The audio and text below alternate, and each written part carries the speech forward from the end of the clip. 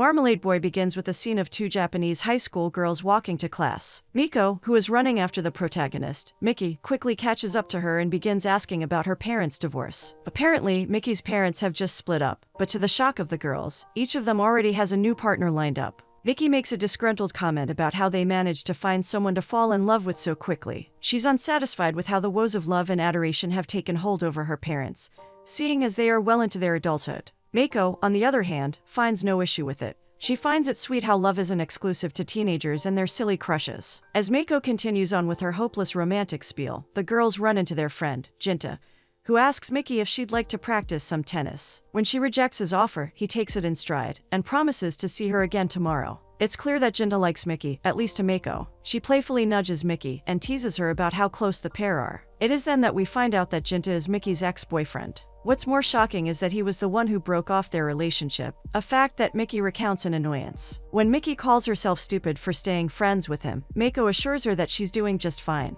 The two part ways, and Miki takes a taxi home. Miki is gazing out of the car window with an annoyed look on her face, and the reason behind her annoyance appears. Her recently divorced parents are sitting right next to her. While the bond Miki has with Mako is sweet and close, the one she has with her parents is anything but. Her mom tries to reassure Miki that the divorce is no reason for concern when it comes to how they'll treat her. Her dad chimes in and says that they'll be good friends from now on. But Miki isn't having any of it, and gives them the silent treatment. On a makeshift court tucked into a discreet spot in the city, a high school student relentlessly practices some tennis. This student is Yu Matsura, who may or may not be Miki's future love interest. He receives a text which marks the end of his practice, and he heads off. Judging by the look of his face, he'd rather stay and practice, but alas, it seems that he has something important to tend to. Meanwhile, across the city, Miki is having dinner with her parents and another middle-aged couple, who introduce themselves as Yoji and Chiako Matsura. Would you look at that? It seems like this couple is none other than Yu's parents. Evidently, the alleged new partners that her parents have lined up are these two. Yoji explains that he met Miki's parents on a trip to Hawaii. They got along a bit too well, and decided then and there, during their trip, that they would swap partners once they returned home. When Chiako starts discussing their new arrangement, Miki is set on making sure that it won't go through. Avoiding eye contact, Miki declares her objection to the arrangement, and shuts down any comments coming her way. In an attempt to appeal to her, Yoji tells her that he has a son her age, Yu. Yu's name is inspired by the Japanese word for game, Yoji states. To the disappointment of both couples, the appeal fails, and Miki makes a snide remark about how flirtatious the name is. It is then that Yu joins them at the table. He is promptly introduced to the other family, but he isn't any less keen on the arrangement than Miki is, judging by his bored facial expression. The rest of the evening goes as smoothly as you'd expect, that is to say, not smooth at all. When a pair of loving parents sweetly celebrating their young daughter's birthday at the table across from them doesn't bring a smile to Miki's face, it becomes clear that bringing Miki's mood up will be near impossible. When her mother asks if she thought Yu was handsome, Miki insists that she isn't one to fall prey to love, like her parents. Miki looks up from the table for the first time when Yu asks her why she isn't happy with the arrangement. Well, wasn't that easy? If only her parents were willing to listen to her reasoning too, maybe they'd get somewhere. After Yu expresses his disinterest in the whole ordeal, Miki thinks he might be the weirdest person she ever met. How could he not care that his parents are getting divorced, only to instantly pair up with someone else? She can't take it anymore. With tears in her eyes, she slams the table and stands up, stating her reason for objection. It upsets her too much to see her parents abandon each other like this. Is she supposed to take sides now? How can she choose which of her parents she'll stay with? She loves both of them too much to do that. Surprisingly, her parents validate her feelings. One might say that they go too far to validate them, because it is then that her mother announces that they'll all be staying in the same house. That way, no one will have to miss anyone. Wouldn't that be great? No, it wouldn't, if Miki's shocked face is anything to go by. Despite the turbulent dinner, the parents seem to be satisfied enough to go through with their plan.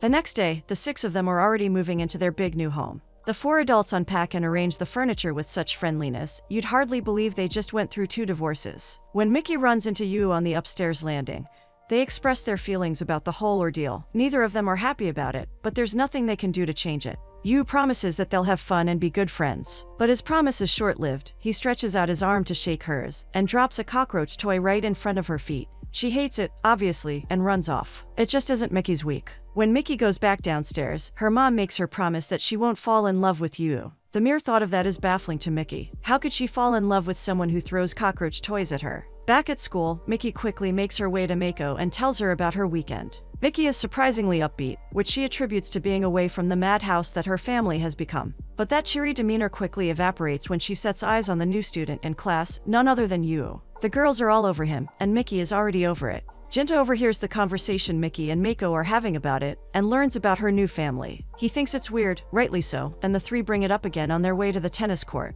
Mako sees Yu behind the fence, and when she walks over to talk to him, he asks her about Mickey's relationship with Jinta. Mako tells him they're just friends, but Yu regards the pair with distaste. Now home, a disgruntled Mickey is tasked with sitting through a family dinner. The food looks delicious, and if the adults' remarks are to be trusted, it tastes delicious too. The wives throw around compliments about their cooking, but Mickey's face is as sour as ever. She side-eyes Yu, who is sampling the dishes with a relaxed ease. She's had enough of everyone pretending this situation is normal. She gets up, not having eaten a bite, and heads to her room. Her father stops her in her tracks, asking her if she has a crush on anyone. Yu brings up Jinta, and Mickey looks at him like he's insane, and to her, he might as well be. Ignoring his prodding, she announces that she will no longer be eating her meals with them. She'll be eating alone now. Matter of fact, she doesn't want to be involved with any of them in any way. It seems like Mickey's statement went through one of Yu's ears and then out the other. Later that evening, he climbs out of his window and sneaks into Mickey's room. But he might not be that bad after all. He knocks on the glass, and when Mickey rolls up the curtains,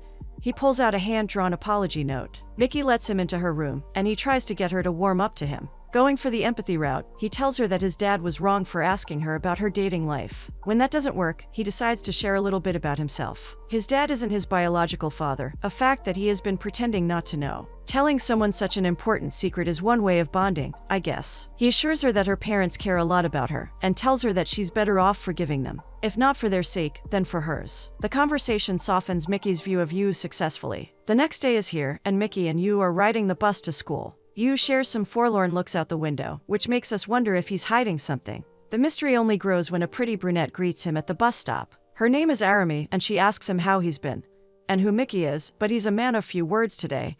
He simply tells her that he's living with Mickey now. She realizes that Mickey is part of his new family and greets her. Arami asks for Yu's new contact information, and Mickey regards the exchange with a surprisingly sad look in her eyes. Is she catching feelings for him, just as her mom predicted? Could it be that she isn't as immune to love as she believes? Yu jogs up to Mickey. In the conversation that follows, Yu reveals that Arami is his ex-girlfriend. It seems like it's trendy to stay in touch with your previous partners. He tells Mickey that they broke up because he doesn't get along well with girls, which leaves Mickey with an incredulous look in her eyes. She finds it odd that someone as charming as him would think that. Yu's brother meets him outside and hands him a book. But the true point of their meeting is to discuss their father, who's going to Belgium next month. The reveal sets an ominous tone for the future of the house. Mickey, who watched the brothers talk as she left tennis practice, meets Mako at a cafe. She tells Mako what she saw and wonders if Yu is gay. She thinks he's an only child, after all. Mako quickly denies it, even upon Mickey's remarks about their closeness. Arami, who happens to be at the same cafe, walks up to the girls and confesses that she still has feelings for Yu.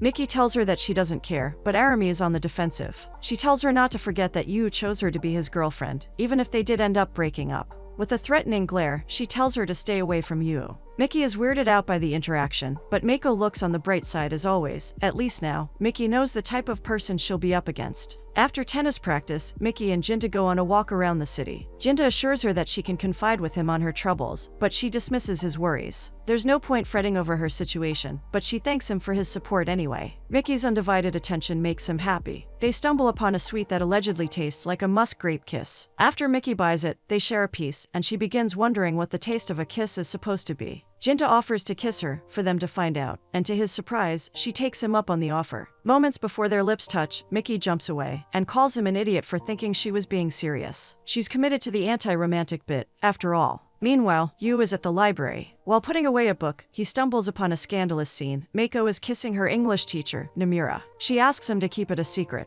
He clearly feels sorry for her, and asks if Mickey knows about it, which she doesn't. Back home, Mickey runs into Yu, who's shirtless and fresh out of the shower. The sight flusters her enough for her to cover her head and run away. Later, they share some friendly conversation over food that Yu has prepared. She's seemingly gotten over the shirtless incident.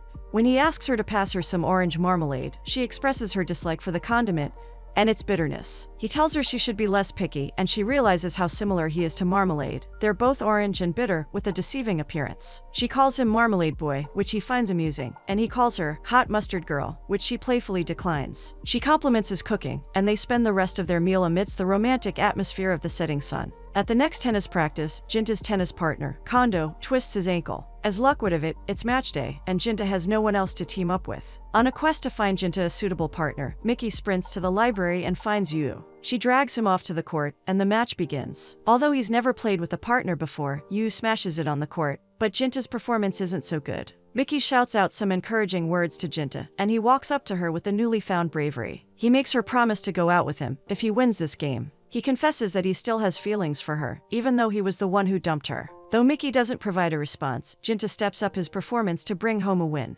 Glee from victory, Jinta walks up to Mickey, hugging and thanking her. Mickey just stands there, lost in thought. That's when everything goes south. A tennis racket slips out of the hands of an opposing player, hitting Mickey on the back of the head. She is quickly brought into the nurse's office, where Yu visits her. When he sees that she's asleep, he strolls up to the bed and plants a kiss on her lips. It's an inappropriate thing to do, but luckily, Mickey doesn't object. She's awake for it, as we quickly see her open her eyes to look at Yu as he kisses her. Back home and all patched up, Mickey sees that she got a missed call from Jinta. She's met face to face with Yu, who asks her why she won't go see Jinta. He doesn't know that she's aware of his feelings for her. He asks her if she'll go out with Jinta, now that he won, but she snaps at him and tells him to mind his own business. She decides to go and see Jinta after all. Sprinting down a hill, she manages to catch Jinta, who was about to take off on his bike, in the middle of the park. She admits that she doesn't reciprocate his feelings, but denies that she likes someone else. He runs to hug her, promising that he won't give up on her. Despite his romantic feelings for her, it's clear that Mickey still sees a good friend in him. She breaks down into tears and hugs him. Whether it's from family stress or romantic troubles, we don't know, and Jinta doesn't ask. The air between Mickey and Yu grows more tense by the day. She seeks glances at him every so often, wondering what to do about their situation. Between classes, a group of girls walk up to Mickey and tell her about Mako's involvement with Namira. Mickey rushes to the principal's office, where the school board is holding a meeting about the situation. Mickey watches Mako and Namira exit the room, and judging by the calm demeanor and the reassuring words the two exchange, it seems to have gone smoothly. Well, as smoothly as a meeting about this could possibly go. Mako rushes past Mickey, her voice laced in shame. But Mickey is anything but judgmental, as she asks her why she was kept in the dark about it. When Mickey brings up the fact that they're good friends, Mako takes a jab at Mickey's dishonesty about her own feelings. The exchange just dampens Mickey's already solemn mood even further. When Mako arrives at Mickey's home to apologize, she spills her heart out to Mickey through her closed bedroom door. She apologizes profusely to her friend, and expresses the love and appreciation she has for her. It's because of this love and appreciation that Mako can't be fully honest with Mickey. There is a darkness in Mako's heart that she doesn't want Mickey to see, in fear of her hating her. Mickey assures her that she would never hate her, and Mako takes those words to heart.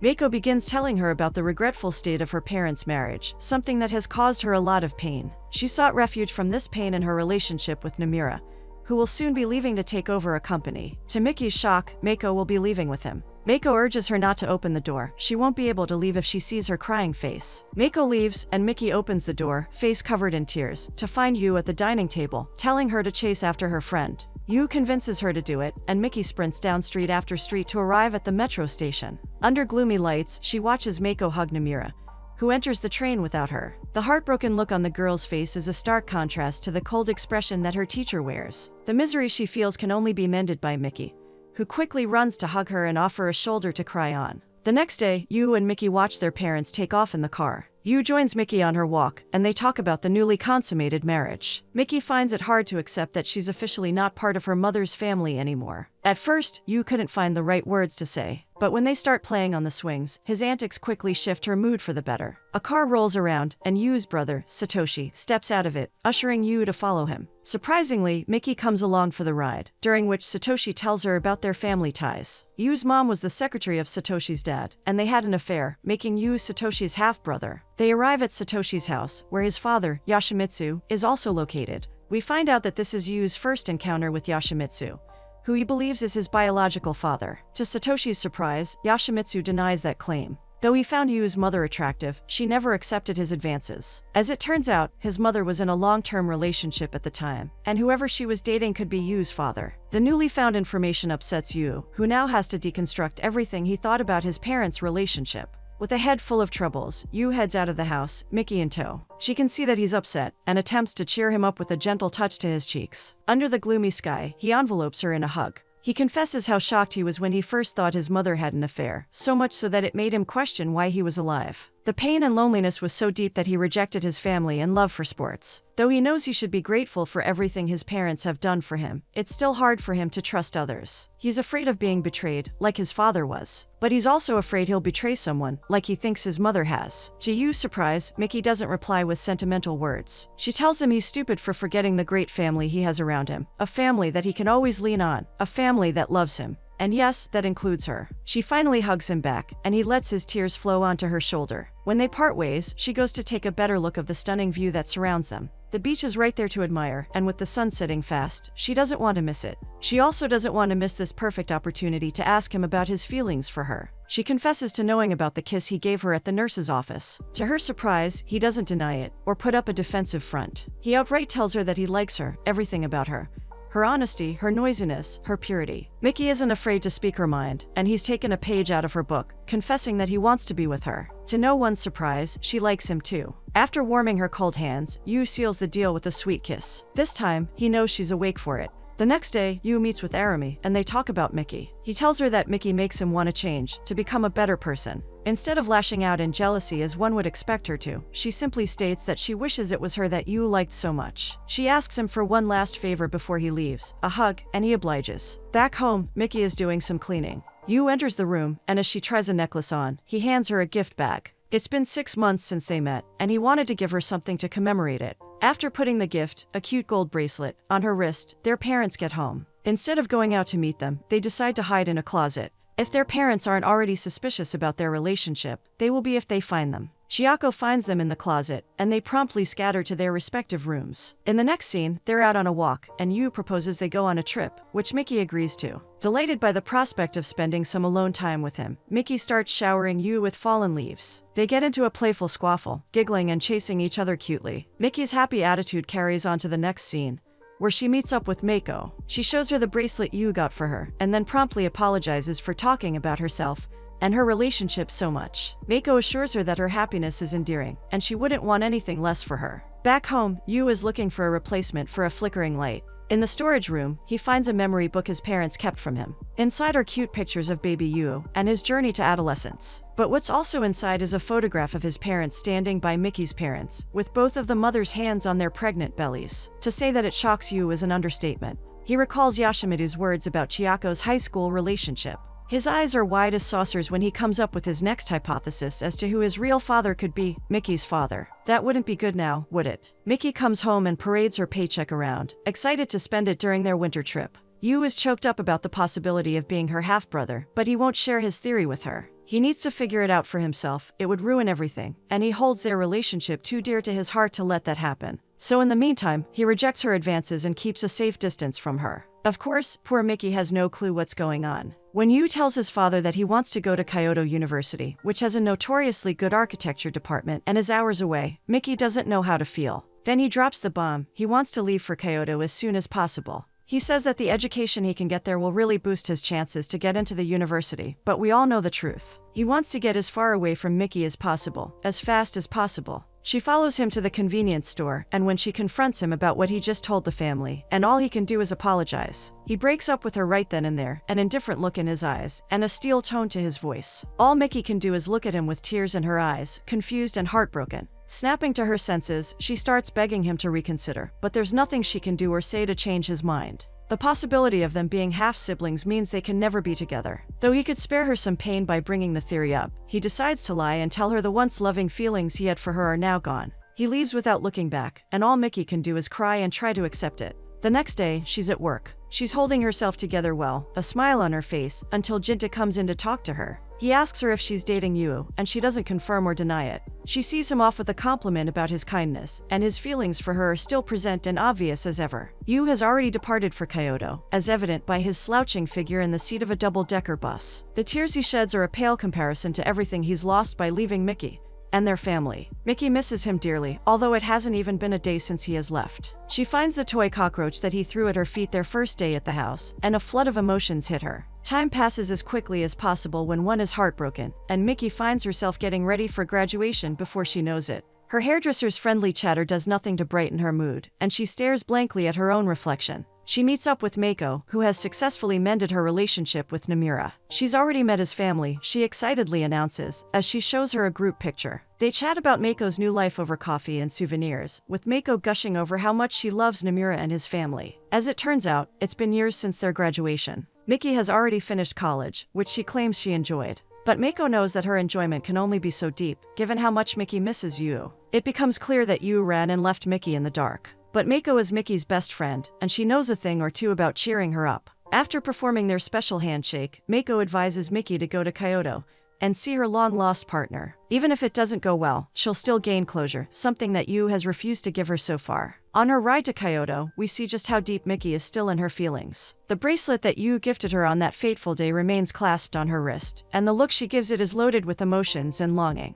The unsure circumstances of their parting, and her leftover feelings, are as bitter as marmalade. Miki arrives, and she finally spots him. But cowardice takes over at the last second, and though she made it all the way here to see him, she can't face him just yet. Embarrassed and shy, she hides behind a tree and watches him converse with a fellow student. He spots her, and instead of turning away or ignoring her, he approaches her with a greeting and a friendly smile. The conversation is amicable, even as he admits that the woman she saw him with is his girlfriend. Maybe she isn't so bitter about it after all. They sit down at a train stop, and she comments on the watch he's wearing. Apparently, it was a gift she gave him, and she finds it awkward that he's wearing it while in a new relationship. But he isn't the only one who noticed the attachment they still bear for each other, as he points out that she's still wearing the bracelet he gave her. She denies the sentimental value that it holds for her, but Yu has had enough of the small talk. He tells her that she'll move on soon enough, a sentiment that she doesn't share. Miki thinks she'll love him forever, but he finds it ridiculous. He urges her to move on, but her feelings are not his to control. She'll always love him, and she can't do anything about it, so he shouldn't expect her to change her mind just because he said so. There is nothing he can do to make her stop loving him.